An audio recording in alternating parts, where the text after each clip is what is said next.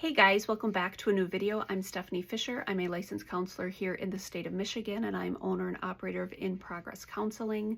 Our Monday video talked about the analogy of a train related to anxiety. So am I getting bowled over by it? Am I allowed to stand on the platform and watch it pass me? Or am I allowed to go aboard and start exploring it? Exploration of our anxiety is super helpful for guiding us in understanding of kind of our inner landscape. What are the things that make me tick? What are the things that agitate me? Where are the places that show up where I feel the most helpless or the most vulnerable? And what we can do to gain understanding of our inner landscape is watch our behaviors. Our behaviors tell us a ton.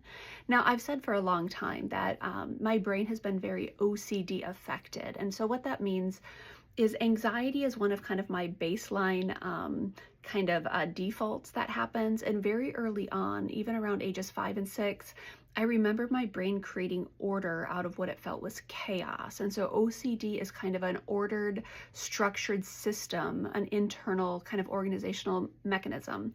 My brain has done that from a very young age. So when I notice that my OCD tendencies are upticking, so environmental management is becoming very important to me, so much so that I might be, hurtful, if not harmful to other people about like, why are you not cleaning up? That tells me something about what's happening for me internally. When I am watching, some compulsive eating, which might be a self-soothing mechanism, when I'm watching myself do that, I understand that my anxiety has upticked in a pretty substantial way. Now, most recently, I watched it a couple weeks ago as I'm transitioning into my new semester. It actually makes a lot of sense that it's there because transitions are one of our points of vulnerability. When things around me are shifting, what are my strategies to stabilize? Well, soothe myself through eating and then environmental management, and that'll keep everything just right. Well, it doesn't. Transitions are difficult.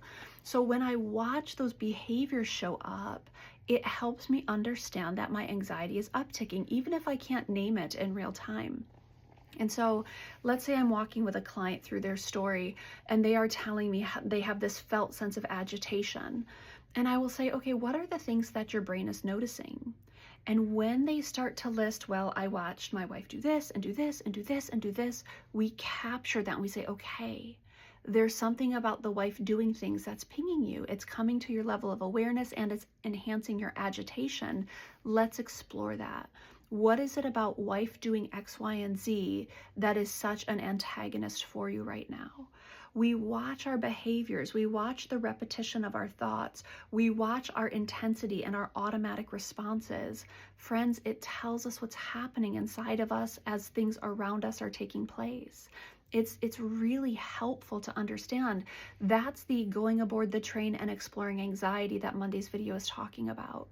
And it's incredibly arduous work because it means holding up thoughts and emotions and behaviors and looking at all of them and trying to make meaning out of what can feel really chaotic. And so if that's something you're interested in doing, one of the baseline interventions I would use with a client is we start to label degrees of anxiety. That's the first step of getting aboard the train and exploring it. So I will say, how do we know when an anxiety is at a 5? What would I see you doing if your anxiety was at a 7?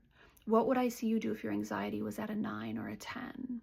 And if they have a low threshold or a low distress tolerance, which we've talked about before, maybe everything from a 5 on is shut down and distraction and retreat. So then we start to language, okay, what are the types of situations that would take you from a 5 to a 6 or a 6 to a 7 or a 5 to a 10? I want to know that big jump, that rampant fear or rampant agitation that shows up. We're exploring someone's inner landscape. And again, it's arduous work. It's really cumbersome to watch ourselves, to try to understand ourselves, to put language and meaning to it, but it is important important work, because now as I understand my inner landscape, what I can do is I can look at the behaviors and be able to just honor, okay, that's where I'm at right now.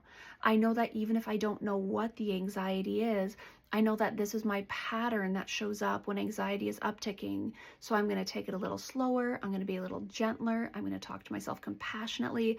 I'm possibly going to go talk to my therapist and try to language things so that we can sift through them together.